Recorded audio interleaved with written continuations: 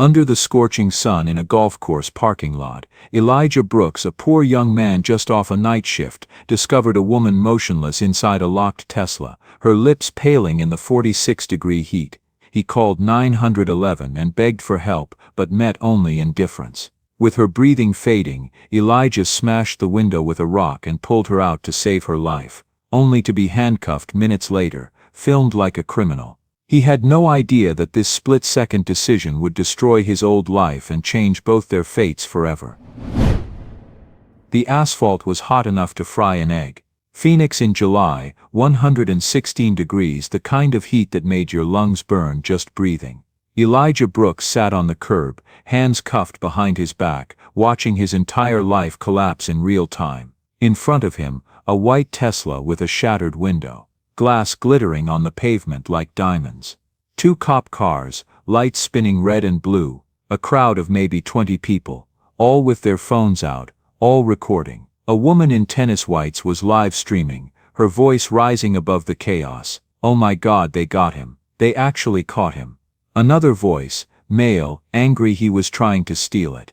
"I saw the whole thing." Elijah's throat was dry. His work shirt, the one with Sam's Gas and Go stitched on the pocket, was soaked through with sweat.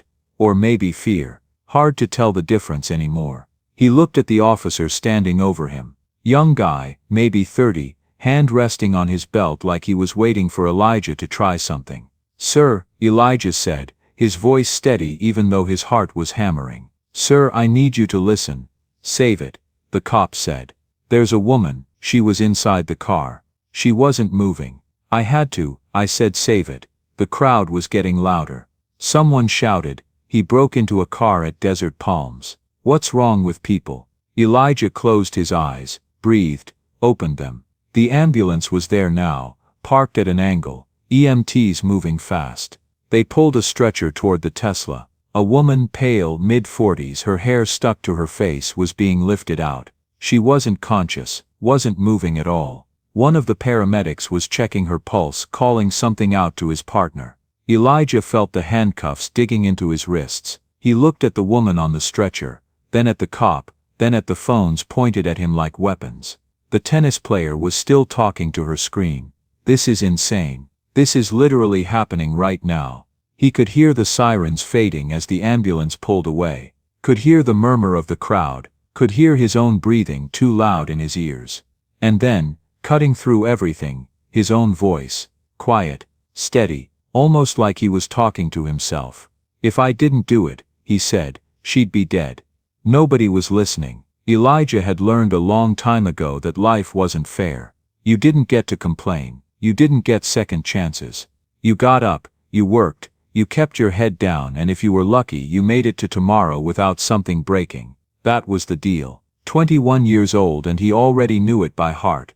2 jobs, that was his life. Night shift at Sam's Gas and Go, pumping gas, cleaning bathrooms, restocking shelves, dealing with drunks and insomniacs, and people who paid for cigarettes in nickels.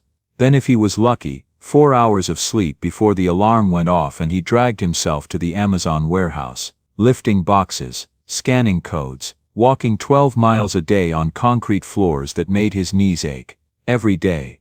No breaks. No weekends. The money went 3 places. Rent, split with his aunt in a 2-bedroom apartment that smelled like mildew and burnt toast. Medical bills, his little brother Marcus had asthma, the kind that sent him to the ER twice a year, the kind that came with bills that made Elijah's stomach drop every time he opened the mailbox. And the third place, the one that kept him up at night, the impound lot. His car, a 2003 Honda Civic with a busted AC and 200,000 miles on it, had been towed 2 weeks ago. Unpaid parking tickets from 3 months back.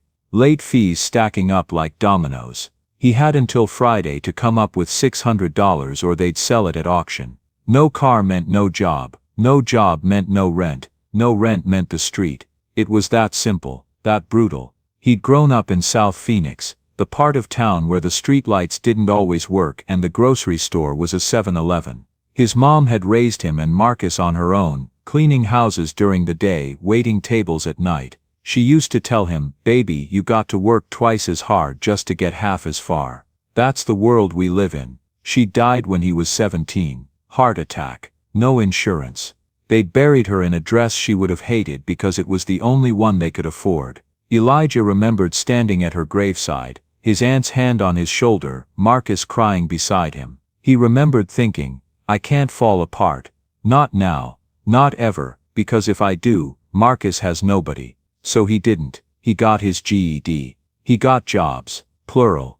He stayed out of trouble because trouble for a black kid in Phoenix wasn't just trouble, it was a record. A mug shot, a statistic. He'd seen it happen to friends. Good kids who made one mistake. Wrong place, wrong time, wrong skin color, and that was it. Game over. He'd been stopped by cops 4 times in the last 2 years. Twice for matching a description, once because his taillight was out, once because he was walking home from work at 2 a.m., and apparently that was suspicious. Every time the same script, hands where they can see them, slow movements. Yes sir, no sir. Every time his heart pounding so hard he thought it might crack his ribs. Every time waiting for something to go wrong, waiting for a hand to move too fast, a voice to get too loud, a misunderstanding to turn deadly. His aunt used to say, you can't afford to make mistakes, Elijah. You just can't. She was right. Mistakes were a luxury, and luxuries were for people who had safety nets. He didn't have a net. He had a tightrope, and he walked it every single day. The morning it happened, the morning that would split his life into before and after, started like any other. He'd worked the graveyard shift at the gas station. 8 hours of fluorescent lights and stale coffee and tweakers asking if he had change for 100. He'd clocked out at 6 a.m., exhausted, his eyes burning. He was supposed to go straight to the warehouse, but he'd gotten a call from the impound lot. A reminder, automated, cold. Your vehicle will be auctioned in 48 hours unless payment is received. 48 hours. 2 days. He had $300 saved. Needed 6. He tried asking for an advance at work. Denied. Tried borrowing from his aunt. She'd given him $20 and an apologetic look. She was barely making it herself. Tried selling his old Xbox, his watch, a pair of sneakers he'd saved up for. Got another 100. Still short. Still drowning. He'd driven out to Desert Palms that morning. Not for himself. For a catering delivery Marcus's friend's mom needed help with. She cleaned houses for the members, said she'd pay him $50 cash if he helped unload supplies at the clubhouse. $50. It wasn't much, but it was something. He'd parked in the overflow lot, the one past the maintenance building where staff vehicles were allowed. The main lot was for members only. He knew that. Everyone knew that. He was walking back to his car after the delivery, counting the 2 20s and a 10 in his pocket when he saw it. The parking lot was nearly empty. Desert Palms at noon in July, only the most dedicated golfers were out, and even they were probably halfway through their rounds by now. The lot sat at the far edge of the property, past the 18th hole, surrounded by desert scrub and chain-link fence. No shade, no shelter, just rows of cars baking in the sun. Elijah was almost to his Civic when he heard it, a sound, faint, almost not there. He stopped, listened, nothing, just the hum of distant sprinklers and the buzz of cicadas. He kept walking. Then he heard it again. A thump, soft, weak, like someone tapping on glass. He turned, scanned the rows of cars. That's when he saw it. A white Tesla, parked at the far end, isolated from the others. The windows were tinted, but not dark enough to hide the shape inside. A person, slumped in the driver's seat. Elijah walked closer. The car was locked, the engine was off, but the person, a woman, he could see now, wasn't moving. Her head was tilted back against the headrest, her face was pale, almost gray. Her mouth was open slightly, like she was trying to breathe but couldn't quite manage it. He knocked on the window. Hey, you okay?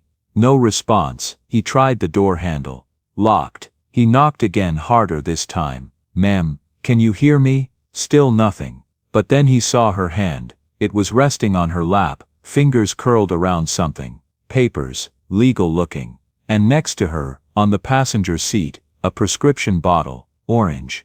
Cap off, empty. Elijah felt his stomach drop. He pulled out his phone. Dialed 911. The operator answered on the 3rd ring. 911, what's your emergency? I'm at Desert Palms Golf Club, overflow parking lot, near the back fence. There's a woman in a car, she's not moving. I think she's overdosed or something. She needs help. Is she breathing? I don't know. I can't tell. The car's locked. Okay, sir. Stay on the line. I'm dispatching paramedics now. How long? They'll be there as soon as they can. How long? A pause. He could hear typing. Sir, Desert Palms is in an unincorporated area. Our closest unit is responding to multiple heat-related emergencies. Response time is estimated at 15 to 20 minutes. Elijah looked at the woman. Her chest was barely moving. She doesn't have 20 minutes. Sir, do not attempt to enter the vehicle. Wait for emergency services. Can you call the clubhouse? Get someone out here. I can try, but they're not medical personnel. The best thing you can do is wait for the paramedics. He hung up, looked around. The lot was empty, not a single person. He ran toward the clubhouse, a quarter-mile away across manicured grass that was probably worth more per square foot than his apartment. His lungs burned in the heat, his shirt was already soaked. The clubhouse was all glass and polished wood. Air-conditioned, quiet. A woman at the front desk looked up when he burst through the door, mid-50s, professionally pleasant. Can I help you? There's a woman in the parking lot. She's not moving. I think she's dying. I need help. The woman's smile didn't change. Have you called 911? Yeah, they said 20 minutes. Then they'll handle it. She doesn't have 20 minutes. Don't you have security, medical staff, anything? Our security handles property matters. We don't have medical personnel on site. She picked up her phone.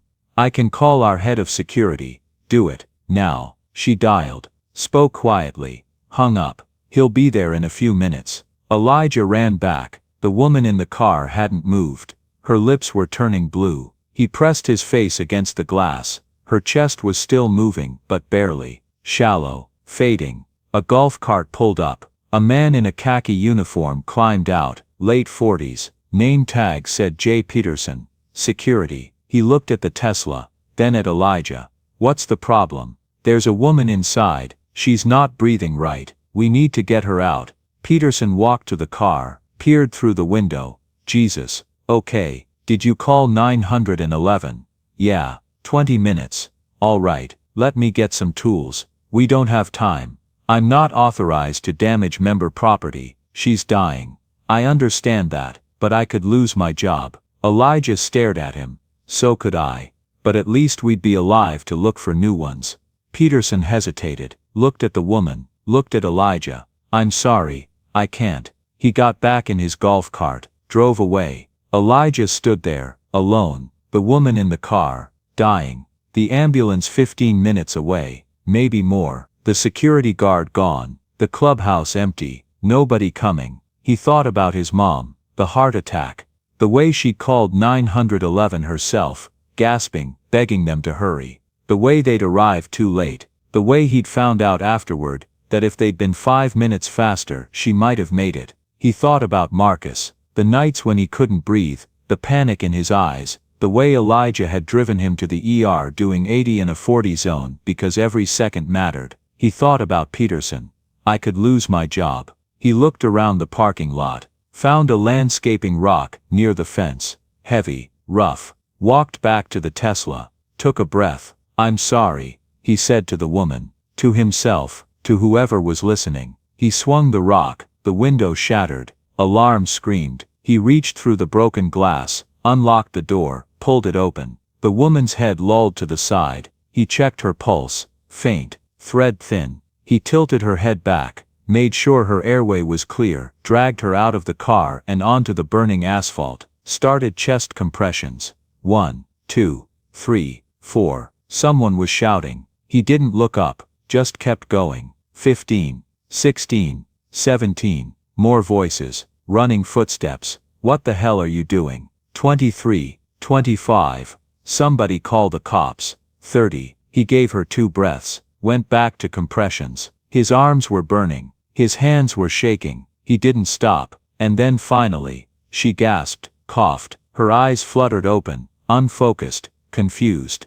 Elijah sat back, breathing hard, his hands covered in tiny cuts from the glass. You're okay, he said, You're gonna be okay. She stared at him. Didn't speak, just stared. That's when the crowd arrived. The first person to reach him was a man in a business suit, red-faced, furious. What the hell did you just do? Elijah stood up, slowly. She wasn't breathing, so you smashed the window. The woman on the ground coughed. Her eyes were open now, but she still wasn't fully there, just blinking at the sky, like she couldn't figure out where she was. The man in the suit pulled out his phone, started filming. More people were coming. A woman in tennis whites, a man in golf cleats, a teenager in a polo shirt. They all had the same look, shock, anger, and every single one of them pulled out their phones, voices blurred together.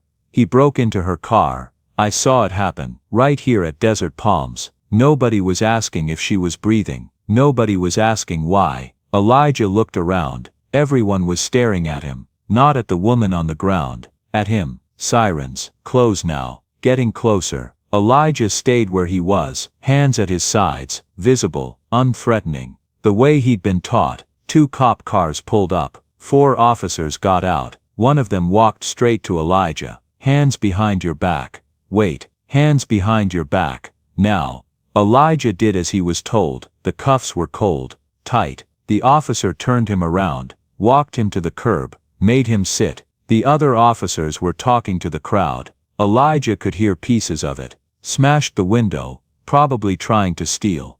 She was in the car. An ambulance pulled up. Paramedics loaded the woman onto a stretcher. She was more alert now, sitting up, looking around, confused. They took her away. Elijah tried to stand. The officer behind him put a hand on his shoulder. Stay down.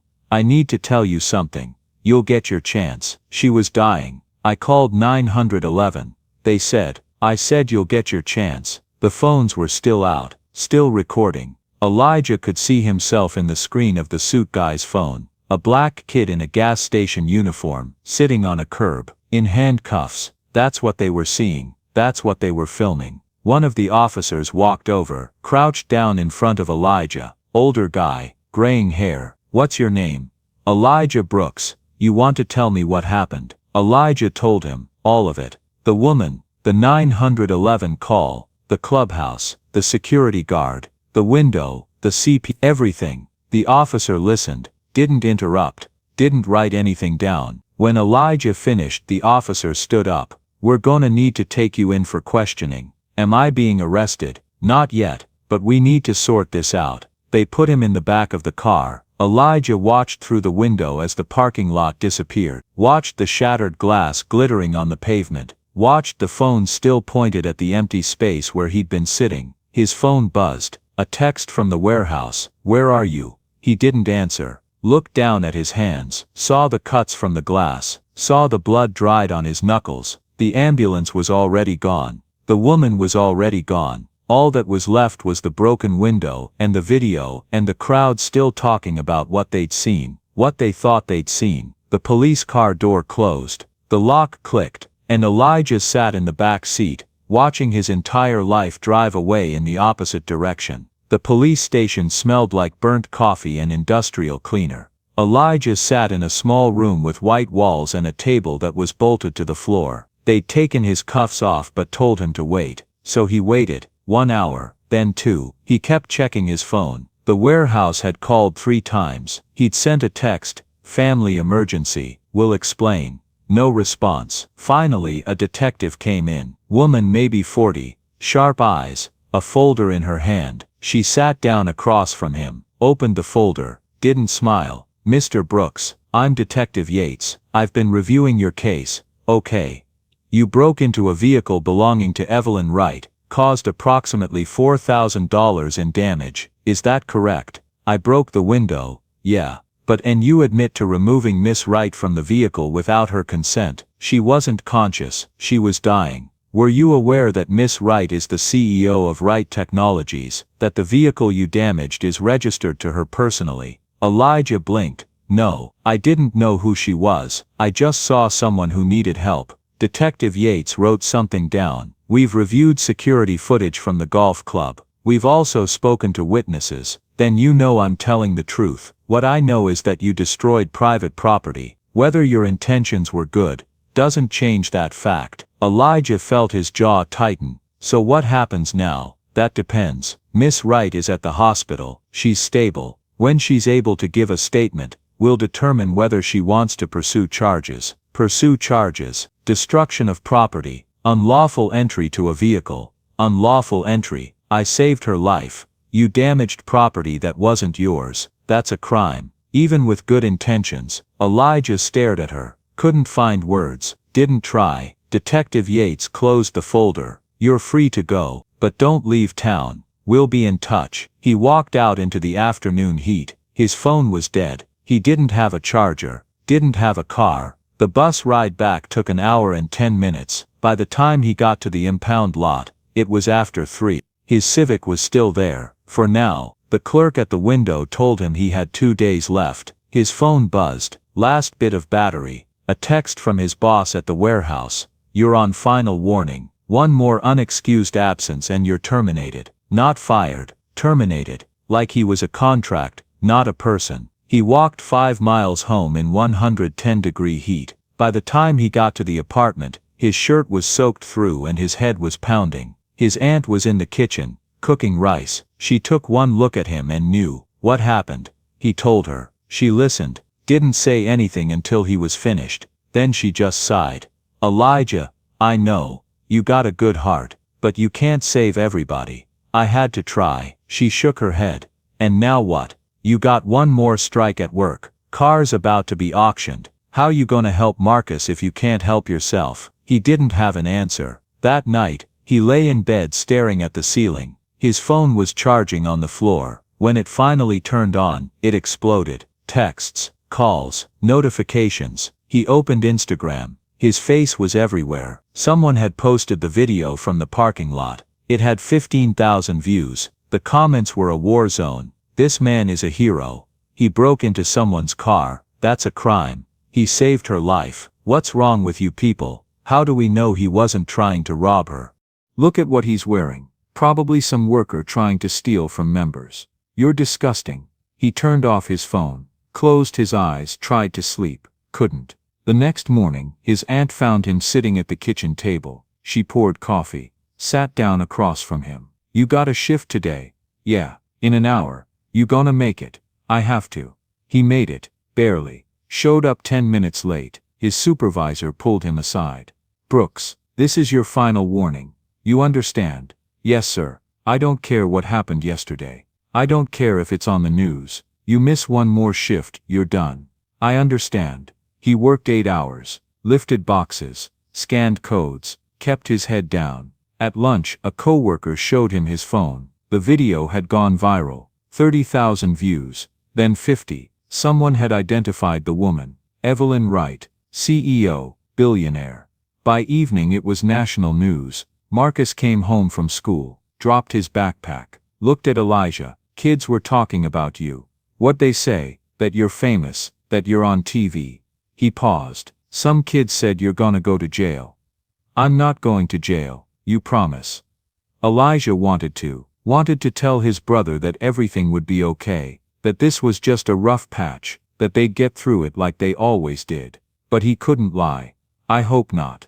That night, the impound lot called. Automated message. His car would be auctioned in 48 hours unless he paid the full amount, $600. He had $210 in his account. He sat on the apartment steps, watched cars drive by, watched people walk their dogs, normal people living normal lives. He wondered what that felt like. To not have to choose between medicine and groceries, to not have to calculate every dollar, to make a choice without it costing everything. A neighbor walked past, Mrs. Rodriguez from 3B. She usually smiled, waved. Today she just nodded, kept walking, like she wasn't sure if she should acknowledge him or pretend she didn't see him. It was starting, the shift, the way people looked at him, like he was different now, dangerous maybe, or just unlucky. Either way, someone to keep at arm's length. His phone buzzed. Another news article, another hot take, another person who'd never met him deciding who he was and what he deserved. He turned off his phone, went inside, locked the door, sat in the dark, and for the first time in years he let himself think it. Maybe I made a mistake. The impound lot auctioned his car on Thursday. Elijah didn't go, couldn't afford to watch. He spent the day filling out applications online. Warehouse jobs, retail, fast food, anything. By evening he'd submitted 27. Got 2 automated rejections within the hour. Marcus came home from school, wheezing. Elijah dug through the medicine cabinet, found the old inhaler, nearly empty. He shook it, handed it to his brother. Make it last. Marcus took 2 puffs, sat down. I saw you on TikTok. Elijah looked at him. Yeah, people are calling you a hero. People are calling me a lot of things. Are you in trouble? I don't know yet. Marcus was quiet for a minute. Then did you really save her? Yeah, then you did the right thing. Elijah wanted to believe that. Wanted to tell his little brother that doing the right thing mattered, that it was worth it. But all he could think about was the empty space where his car used to be, the job he was about to lose, the bills he couldn't pay. He opened his mouth to say something, closed it. Go do your homework. Friday morning, the warehouse called. His supervisor's voice was flat, professional. Brooks, we're letting you go. What? Why? Attendance. You've exceeded your allowable absences. I had a family emergency. I told you, you didn't follow proper protocol. You didn't get approval. You were already on final warning. So that's it. I'm fired.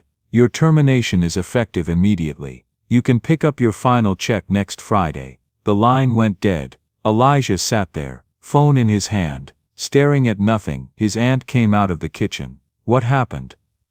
I lost my job. She didn't say anything, just sat down next to him, put her hand on his shoulder. They sat like that for a long time. That afternoon the landlord showed up. Mr. Chen, 60-something, usually friendly. Not today. He stood in the doorway with his arms crossed. Elijah, we need to talk about rent. It's not due until the 1st. I know, but I saw the news. You lost your job. I'm looking for another one. That's not an answer. Mr. Chen shifted his weight, looked uncomfortable. Look, I like you. You're a good tenant, but I can't have someone here who can't pay. I've never been late, I know, but things change, and I got bills too. Elijah felt his chest tighten. I'll have it, I just need time. How much time? I don't know. Mr. Chen sighed. I'll give you 2 weeks. After that I gotta start the process. I'm sorry. He left. Elijah closed the door, stood there, stared at nothing. His aunt came out of the kitchen. She'd been listening. We'll figure it out, she said, but her voice didn't sound sure. Sunday, Marcus came home from church quiet, too quiet. Elijah was at the table, laptop open, clicking through job listings that all asked for experience he didn't have. Something happened.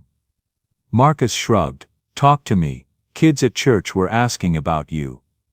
What'd they say? Just questions. Like if you were gonna go to jail. If we were gonna have to move. One kid said his dad said you should have minded your own business.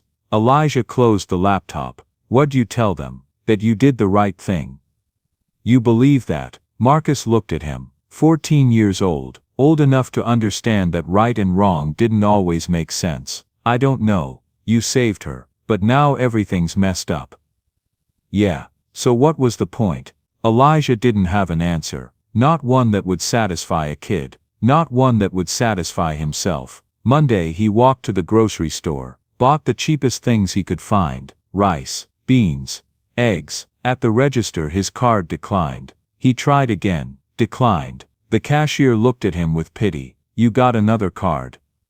No. He put half the items back, paid with the crumpled bills in his pocket, walked home carrying a bag that felt too light. Thought about his mom, the way she used to make a meal out of nothing. Rice with butter, eggs with hot sauce. She'd called it creativity. He'd called it being broke. Now he was broke, and his mom wasn't here to make it feel like anything other than what it was. That night, lying in bed, he thought about the parking lot, about the choice he'd made, about the version of himself that could have walked away, could have called 911 and left, could have kept his job, his car, his life. He thought about Marcus, about what would happen if he couldn't pay rent, if they got evicted, if they ended up in a shelter, or worse, split up. Marcus in foster care, Elijah on the streets. He thought if I just kept walking, none of this would have happened. The thought made him feel sick, made him hate himself, but it was there, growing. A seed of regret that he couldn't pull out no matter how hard he tried. He got up, walked to the living room. His aunt was still awake, sitting on the couch, watching TV with the sound off. He sat next to her. She didn't look at him, just stared at the screen. "You mad at me?" he asked.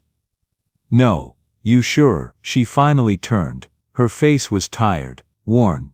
"I'm not mad. I'm scared." "Of what?" "Of losing this place. Of not being able to take care of Marcus. Of you ending up like..." She trailed off, didn't finish. "Like who?" "Like all the other boys who try to do the right thing and get punished for it." Elijah looked down at his hands.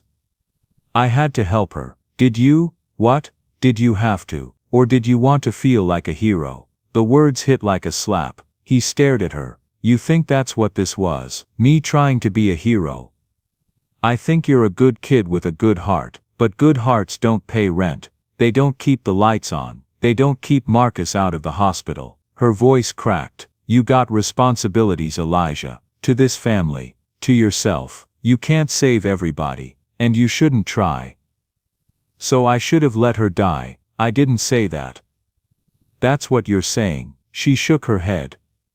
"I'm saying you're not a hero. You're just a kid who didn't know when to stop. And now we're all paying for it." He stood up, walked to his room, closed the door, sat on the edge of the bed. His aunt's words echoed. "You're not a hero, just a kid who didn't know when to stop." Maybe she was right. Maybe he'd been stupid, reckless. Maybe he'd convinced himself he was doing something noble when really he was just making a choice he couldn't afford to make. He pulled out his phone, scrolled through the comments on the videos. The ones calling him a hero, the ones calling him a criminal, the ones debating whether he'd done the right thing like his life was a thought experiment. None of them knew what it felt like to sit here, in the dark, wondering if saving a stranger was worth losing everything. He didn't cry, didn't scream, didn't break anything, just sat there, numb, hollow, thinking about the woman in the car, wondering if she was okay, wondering if she even remembered his name, wondering if any of this mattered at all. Evelyn Wright woke up in a hospital room that smelled like antiseptic and regret. White walls, machines beeping, an IV in her arm. For a moment she didn't remember, didn't know why she was there, or how she'd gotten there. Then it came back in pieces. The car, the pills, the parking lot, the plan, the window shattering, hands pulling her out, a face she didn't recognize, a voice saying, "You're gonna be okay." She closed her eyes, wished she hadn't woken up. A doctor came in, asked her questions. "How are you feeling? Do you know where you are? Do you remember what happened?" She answered, flat, monotone. "Yes, yes, yes." The doctor made notes, called someone. A psychiatrist arrived. More questions, different ones. "Do you want to hurt yourself? Do you have a plan? Are you safe?" Safe. The word almost made her laugh. She was a billionaire. She lived in a house with 12 bedrooms and a gate that required a code. She had security, lawyers, accountants, people whose entire job was to protect her. And yet she'd driven to a golf club parking lot, swallowed 40 pills and waited to die. Safe. What a joke. They moved her to the psychiatric wing. 3 days of observation. 3 days of group therapy and medication adjustments and people telling her it gets better. It doesn't get better, she wanted to say. It just gets different. But she didn't. She sat through the sessions, nodded at the right times, said the things they wanted to hear. On the 3rd day they let her go home. Her assistant was waiting. Miranda, 32, competent,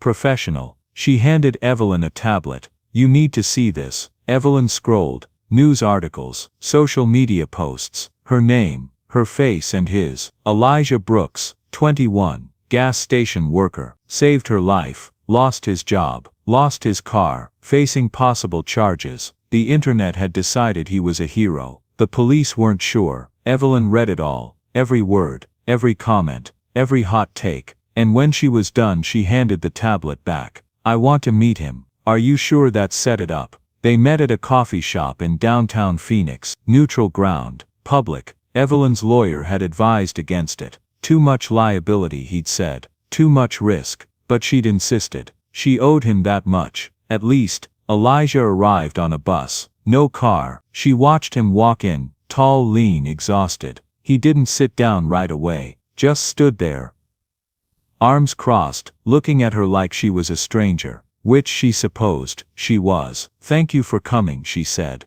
"Your assistant said it was important."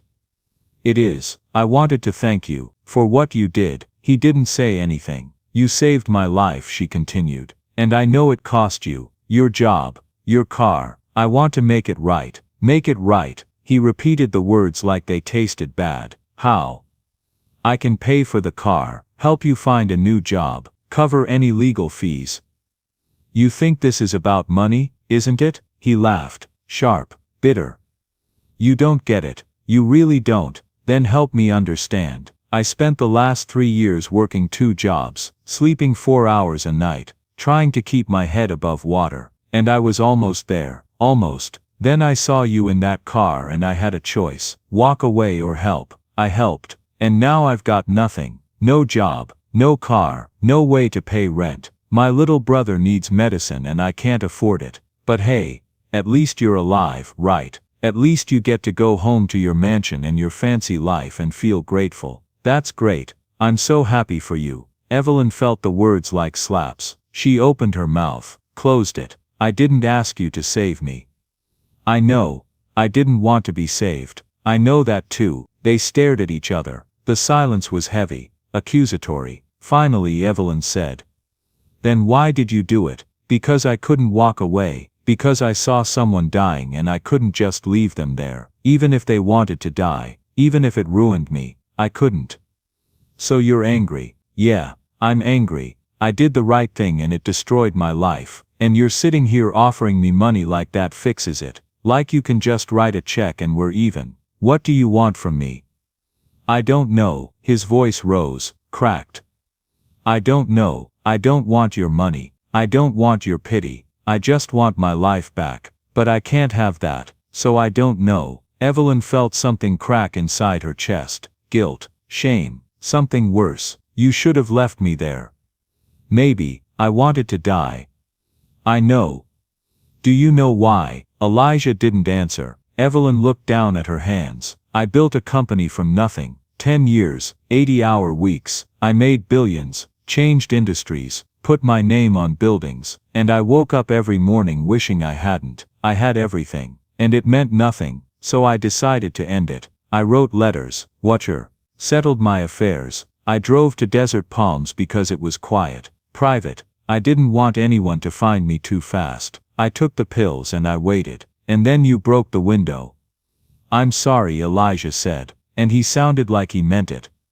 "Don't be. You did what you thought was right. I can't fault you for that." She paused. "But you need to understand something. You saved my life, but I don't know if I want it to be saved. I still don't. And that's not your fault, but it's not your victory either." Elijah sat down, finally, heavily, looked at her like he was seeing her for the first time. "You said you had everything." "I did. Then why weren't you happy?" "Because having everything isn't the same as having something that matters." She met his eyes. "You know what I envied when I read about you? Not your struggle, not your poverty, your purpose. You knew why you were working. You knew who you were fighting for. I had none of that. I just had money. And it turns out money can't save you from yourself. You think I have purpose?" Elijah shook his head. "I'm just trying to survive. That's more than I have." He was quiet for a moment. "Then you really think that my life is better because I'm struggling?" "No, that's not what I'm saying." "It sounds like it. I'm saying you have people who need you. Your brother, your aunt. That's something. I don't have that. I have employees, board members, people who depend on me professionally. But nobody who actually needs me. Nobody who'd miss me if I was gone." "So you tried to kill yourself?" "Yes, because you were lonely." Evelyn flinched. "That's reductive." "Is it wrong?" She opened her mouth, closed it. "No, it's not wrong." Elijah leaned back in his chair. "You know what my aunt said to me last night? She said I'm not a hero. I'm just a kid who didn't know when to stop. She said I should have minded my own business. Do you believe her?"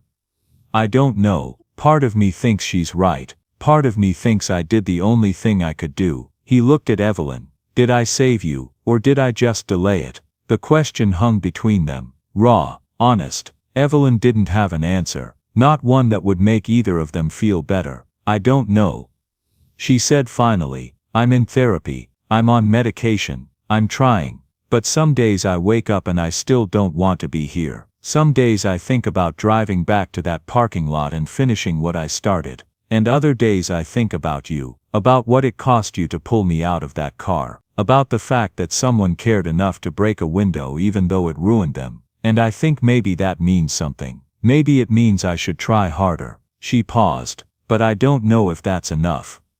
"It has to be." "Why?" "Because if it's not, then what was the point? I lost everything for nothing. And I can't accept that." Evelyn looked at him, saw the desperation in his eyes, the need for this to mean something, and she realized he didn't just save her, he saved himself, or tried to. By making her matter, he made his choice matter. By giving her a reason to live, he gave himself a reason to believe he'd done the right thing. "You didn't save me for me," she said quietly. "You saved me for you, because you needed to be the kind of person who doesn't walk away." Elijah stared at her, didn't deny it. "I'm not saying it's wrong," she continued, "but it's true. You needed to be a hero, and I needed to die, and neither of us got what we wanted. So what do we do now?" Evelyn took a breath, let it out slow. "We figure it out, together, or not. I can write you a check. You can walk away, pretend this never happened." Or she trailed off. "Or what? Or we try to make this mean something, for both of us." Elijah was quiet for a long time. "Then how?"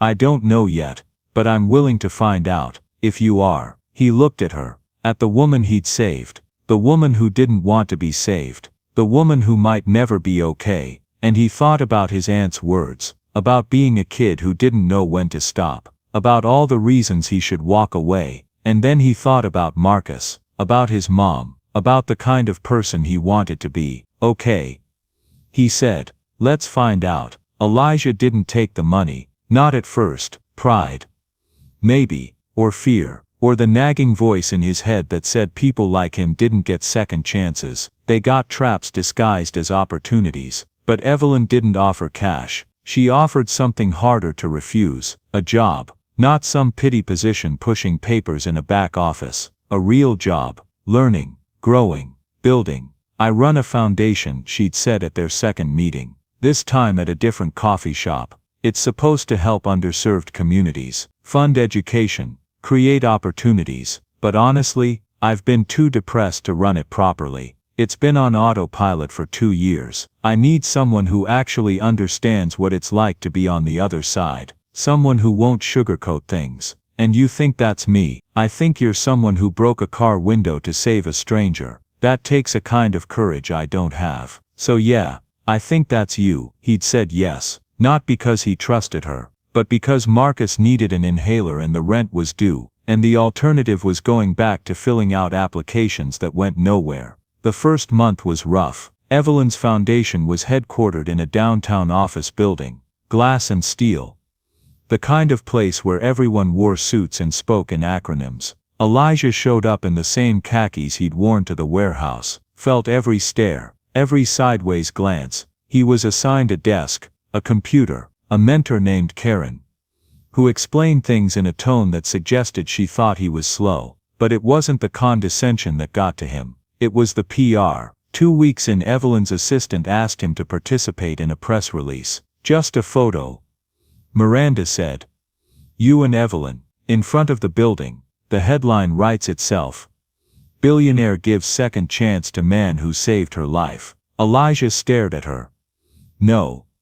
It's good publicity, for the foundation, for both of you."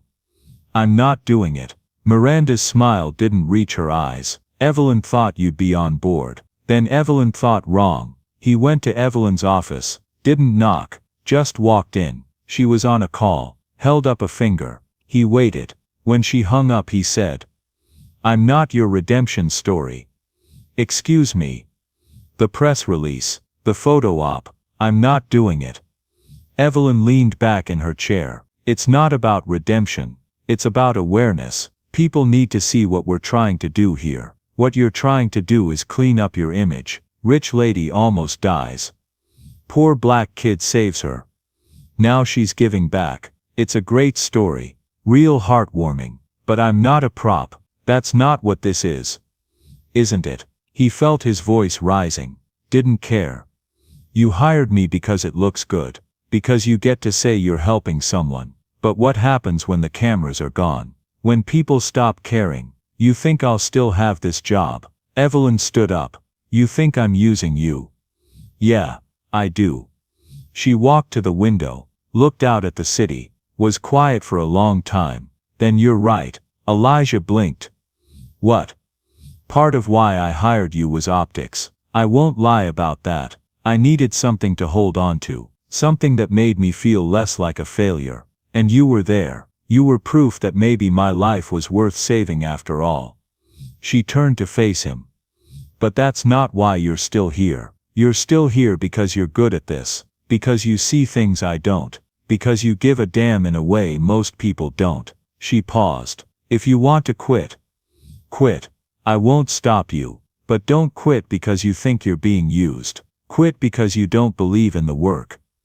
Elijah looked at her, saw the exhaustion in her eyes, the medication bottles on her desk that she thought he didn't notice, the way her hands shook sometimes when she thought no one was watching. I'll think about it, he said. He didn't quit, but he didn't trust her either. Not fully. He kept his distance, did his job, went home, came back. Repeat. He waited for the other shoe to drop. For the day she'd decide he wasn't useful anymore. For the day this whole thing would reveal itself as exactly what he thought it was, charity with good lighting. 3 weeks later, a woman named Rosa Martinez walked into the foundation. 42. 2 kids. Worked 3 jobs. Her oldest son, 16, had been accepted to a trade school program. Plumbing. Good money. A real future. But he needed tools, safety equipment, work boots that met OSHA standards. Total cost $1,200. The program started in 2 weeks. Elijah met with her, listened to her story, looked at the paperwork, the acceptance letter, the equipment list. This was exactly the kind of thing the foundation was supposed to help with. He took it to Karen. We can get this approved, right? Karen looked at the file. We'll need to submit it to the grants committee. When do they meet? First Thursday of next month. That's 6 weeks from now. The program starts in 2 weeks. Then she'll have to wait for the next cohort. There might not be a next cohort, and even if there is, that's 6 more months of her kid working at McDonald's instead of learning a trade. Karen's smile was patient, practiced. I understand your frustration, but we have processes for a reason. The reason is it makes you feel organized. It doesn't help anyone. Elijah, forget it. He went to Evelyn, told her about Rosa, about the program, about the timeline. We can cut a check today. Right now, $1,200, that's nothing to this foundation. Evelyn listened, nodded. You're right, let's do it. 2 days later, Karen called him into her office. The board reviewed the Martinez request, and debts they denied it. Elijah felt something cold settle in his chest. Why? The applicant doesn't meet our standard criteria. She's outside our target demographic. What does that mean? It means we focus on youth programs, direct beneficiaries. Her son is 16, that's within range. But the application was submitted by the parent, not the student. It doesn't fit our model. That's the stupidest thing I've ever heard. Karen's smile tightened. I don't make the rules, Elijah, but you enforce them. He went back to Evelyn. I thought you approved it. I did. The board overruled me. You're the founder. How can they overrule you? Because I gave them that power when I was too depressed to run things myself. I'm trying to take it back. But it's not instant. She paused. I'm sorry. Sorry doesn't help Rosa. I know. Elijah called Rosa that night. Told her the foundation couldn't help. Heard the silence on the other end of the line. The kind of silence that meant she'd been expecting it. That meant she was used to being disappointed. Thank you for trying, she said. I'm sorry. It's okay. We'll figure something out. But they wouldn't. Elijah knew it. Rosa knew it. Her son would miss the program, would stay at McDonald's, would watch the opportunity disappear because of a technicality, because of a rule that existed to make the foundation feel legitimate. He hung up, sat in the dark, thought about quitting, actually thought about it this time, not just saying the words, really doing it. That night Marcus asked him, "You okay?" "Yeah, you don't look okay." Elijah didn't answer. "Is it the job?" "It's everything." Marcus was quiet for a minute. "Then you gonna quit?" "I don't know." "What would you do instead?" "I don't know that either." Marcus nodded, went back to his homework. Elijah watched him, thought about Rosa's son, 16 years old, same age Marcus would be in 2 years, same kind of choice waiting for him, program or no program, future or no future, and Elijah wouldn't be there to help because he'd walked away. He didn't quit, but he stopped talking to Evelyn, stopped sharing ideas, stopped caring about anything beyond the minimum. He showed up, did his job, left. That was it. Evelyn noticed. Of course she did. She tried to talk to him. He kept it professional, polite, distant. 3 weeks went by like that. 3 weeks of silence. 3 weeks of Elijah doing exactly what was expected, and nothing more. Then one morning, Miranda asked him to come to a conference room. "There's someone who wants to meet you." "Who?" "Just come." Inside the conference room, a photographer, a videographer, and a man in an expensive suit who introduced himself as the foundation's communications director. "We're putting together a campaign," he said. "Stories of impact.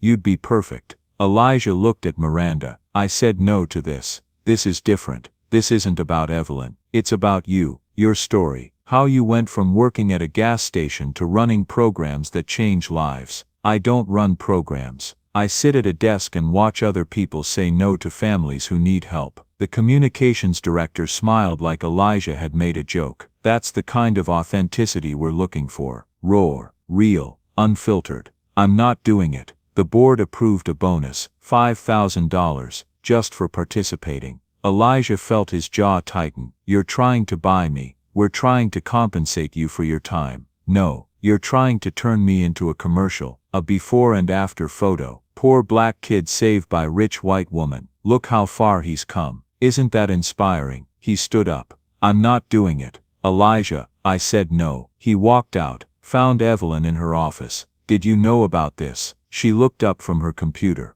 "About what?" "The campaign, the video, the $5,000 bonus for being your performing monkey." Evelyn's face went pale. "I didn't approve that." "But you knew." "Miranda mentioned it. I told her to run it by you first." "She did." I said no. Apparently nobody listened. "I'll shut it down. Don't bother. I'm done." "Elijah, I'm done. I thought this was about helping people, but it's not. It's about making you feel better, making the board feel philanthropic, making donors feel good about themselves." Meanwhile, Rosa Martinez's kid is still working at McDonald's because we have processes. He headed for the door, stopped, turned back. You know what the worst part is? I actually started to believe it. I started to think maybe this could work, that maybe we could actually make a difference. But we can't, because you're not trying to change the system, you're just trying to make it look prettier. He left, went home, sat on the apartment steps, stared at nothing. His aunt came out, sat next to him, didn't say anything for a while. "Then you quit?" "Yeah, good for you." He looked at her. "I thought you'd be mad." "Why would I be mad?" "Because we need the money. We always need money, but you need your soul more." She paused. "That woman, she using you?" "I don't know, maybe. I thought she was different. I thought she actually cared. Maybe she does, but caring and doing are different things." Elijah nodded, felt the weight of it, the knowing, the disappointment, the realization that he'd let himself hope for something that was never going to happen. 2 days later, Evelyn showed up at his apartment. His aunt answered the door, looked her up and down. "You're the one from the car." "Yes, ma'am." "He don't want to talk to you." "I know, but I need to talk to him." His aunt looked back at Elijah. He was sitting at the kitchen table. He nodded. She let Evelyn in, closed the door behind her, disappeared into her room. Evelyn sat down across from him, didn't say anything for a moment, just looked at him. Finally, "I'm sorry." "Okay, no, I mean it. I'm sorry. You were right. About everything." Elijah didn't respond. "I called Rosa Martinez," Evelyn continued, "personally. Told her we're paying for her son's program. All of it. Tools, equipment, tuition, everything." Elijah looked up. "The board approved it." "I didn't ask the board." I paid for it myself. You can't just I can. It's my foundation, my money. I forgot that for a while. Let other people make decisions because I was too tired to fight, too scared to fail again. But I'm done with that. So what changes? I don't know yet. But I know what doesn't work. The board, the processes, the bureaucracy that keeps us from actually helping people. She paused. I fired the communications director. Okay, and I told the board I'm restructuring. Some of them will stay, most won't. I'm bringing in new people. People who've actually lived the problems we're trying to solve. Like me. If you'll come back. Why would I? Because I can't do this without you. I tried. For 2 days I tried to figure out how to fix this place. And all I kept thinking was, what would Elijah say? What would Elijah do? You see things I don't. You care about things I forgot how to care about. Her voice cracked slightly. I'm not asking you to be my redemption story. I'm asking you to help me build something that actually works. Elijah was quiet for a long time. Then what about the board? Half of them are already gone. The rest are on notice. They don't like it. They can leave. And Karen, transitioning to a different role, which is code for I'm helping her find another job. Elijah almost smiled. What happens when you get tired again? When the depression comes back? What happens to Rosa and all the other people who need help? Evelyn didn't answer right away. When she did, her voice was quiet. I don't know. I wish I could promise you it won't happen, but I can't. What I can promise is that I won't disappear without telling you. That I'll put systems in place so the work continues even when I can't. What kind of systems? You tell me. That's why I need you. Elijah looked at her, at the woman he'd saved, still struggling, still trying, not fixed, not healed, just fighting. If I come back things are different. I know. No more photo ops, no more campaigns, no more using me as proof that the system works. Agreed. And when someone needs help and we can give it, we give it. No committees unless absolutely necessary. No waiting for the perfect process. Evelyn hesitated. Within reason. No, not within reason. If it's urgent, we act. Fast. That's non-negotiable. She took a breath. Okay, you mean that. I mean it. We'll create a rapid response fund. Small team. Quick decisions. You'll lead it. I don't know how to lead anything. Then we'll figure it out together. They shook hands. Formal. Awkward. Like they were meeting for the first time, which in a way they were. It wasn't easy, not even close. The work got harder, not easier. The board members who stayed fought back, pushed for more oversight, more process. Elijah fought them, Evelyn fought them. Some days it felt like they were building a sandcastle at high tide. And then Evelyn disappeared again. 4 months in, right in the middle of reviewing proposals for a new scholarship program, she just stopped showing up, stopped answering emails, stopped returning calls. Miranda was vague, apologetic. She's not feeling well. She needs time. Elijah went to her house. This time she answered the intercom. I'm okay, her voice said through the speaker. I just need a few days. Can I come in? Silence. Then the gate buzzed open. She was in the living room this time, not the bedroom. That felt like progress. She was sitting on the couch in sweatpants and an old t-shirt, her hair pulled back. No makeup. She looked small, fragile. I'm having a bad week, she said. Elijah sat down across from her. Okay, my therapist increased my medication. It's making me tired, foggy. I can't think straight. Okay, I'm sorry. I know we have deadlines. I know people are waiting. I can't right now. Then don't. She looked up at him. What? Don't do it right now. Rest. Take the week. Take 2, if you need to. But the scholarship program, I'll handle it. That's why you hired me, right? I can't just leave you. Yes, you can. That's the whole point. You built a system that doesn't collapse when you have a bad week, so use it. He paused. You told me you'd let me know when you were struggling. You're keeping that promise. Now let me keep mine. Evelyn's eyes filled with tears. She nodded. Couldn't speak. Elijah stood up. Get some rest. Call me when you're ready. No rush. He let himself out. Went back to the office. Called a meeting with the rapid response team. 3 people now. All formerly homeless or system involved. All trained to move fast. Evelyn's taking a few weeks off. We're running point on the scholarship program. they handled it, reviewed proposals, made decisions, cut checks. And when Evelyn came back 2 weeks later, looking a little more rested, a little more present, the program was already running. "Thank you," she said. "Don't thank me, this is how it's supposed to work." But it wasn't always that smooth. 6 months in, Elijah presented a proposal to help a family facing eviction. Single mom, 3 kids, nursing school student, needed $3,000 to catch up on rent. The Rapid Response Fund could cover it easily. Gregory Mitchum, the one board member who'd refused to resign, pushed back. "This isn't what the fund is for. We're supposed to be investing in education, not bailing people out of bad decisions." Elijah felt his jaw tighten. Bad decisions. She's a nursing student working 2 jobs. Her car broke down and she couldn't get to work for a week. That's not a bad decision. That's bad luck. The distinction is irrelevant. We have limited resources. We need to be strategic.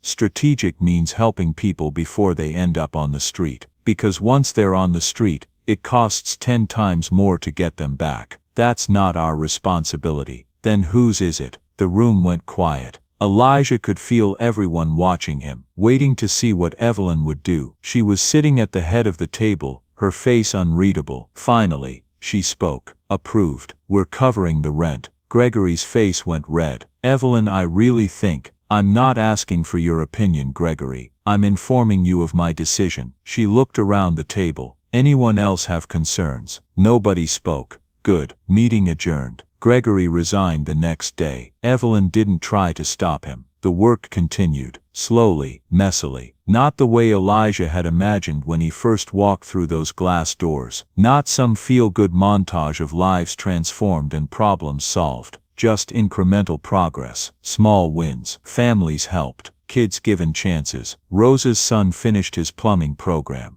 got a job, sent Elijah a thank you card with terrible handwriting. Elijah put it on his desk, looked at it every day. Deshaun, the kid who'd asked if getting out was possible, got his GED, applied to community college, got accepted, showed Elijah the acceptance letter like it was a winning lottery ticket. More kids came, more families, more people who'd been told no their entire lives and couldn't quite believe someone was saying yes. And Elijah started to believe it too. Not that they were changing the world, not that they were fixing the system, but that maybe they were making it a little less brutal, one person at a time. One night, Marcus asked him, "You like your job now?" Elijah thought about it, about Rosa, about Deshaun, about the families they'd helped, and the ones they couldn't, about the board fights and the bad days, and the moments when he still wanted to quit. "Yeah," he said, "I do." "Why?" "Because it matters. Not always, not for everyone, but sometimes.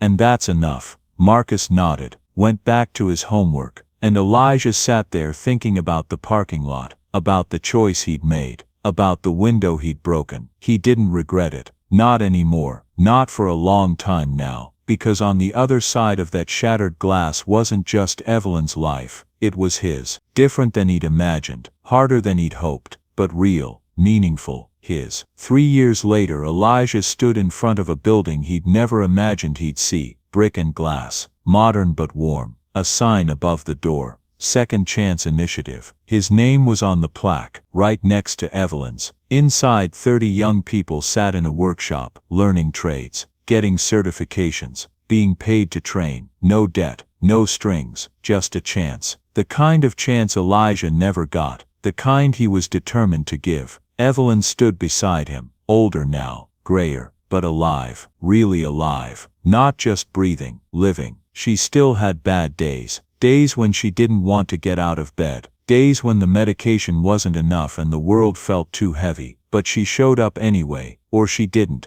and the program continued without her. That was the point. That was the system they'd built. A kid approached him, 17, skinny, nervous. "Mr. Brooks, can I ask you something?" "Sure." "Is it true that you got arrested for helping someone?" Elijah smiled. "Yeah, it's true." "Was it worth it?" He looked at the kid, saw himself, saw Marcus, saw Rosa's son and Deshaun, and all the others who'd walked through these doors expecting nothing and getting a chance. "I didn't know at the time. But yeah, it was worth it." The kid nodded, walked back to his workstation. Evelyn touched Elijah's arm. "You're good at this.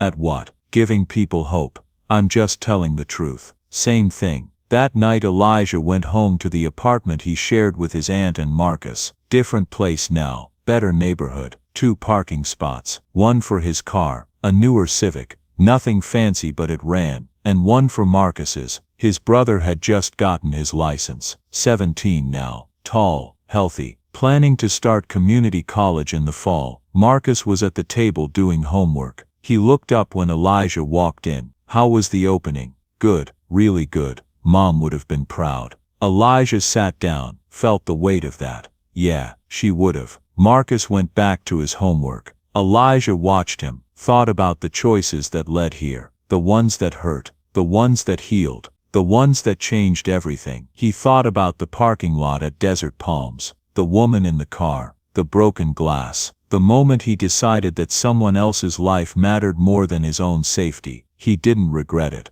Not anymore. Not ever. Because the truth was simple. Elijah didn't know who he was saving that day. He didn't know her name, her wealth, her pain. He just knew she needed help, and he couldn't walk away. If he had, she'd be dead, and he'd be someone else, someone who chose safety over compassion, self-preservation over courage. He wouldn't be running a program that had helped 200 kids find jobs, wouldn't be sitting in an apartment with his brother safe and fed and stable, wouldn't be the person Marcus looked up to. He'd just be another guy who kept his head down and survived. And survival, he'd learned, wasn't the same as living. So yeah, it was worth it. All of it. The handcuffs, the lost jobs, the broken glass, the fear, the anger, the rebuilding. Because on the other side of that shattered window was a life he never imagined. Not just for Evelyn, for himself. He stood up, walked to the window, looked out at the city lights. You okay? Marcus asked. Elijah smiled. Yeah, I'm good. And for the first time in a long time he meant it. Join us to share meaningful stories by hitting the like and subscribe buttons. Don't forget to turn on the notification bell to start your day with profound lessons and heartfelt empathy.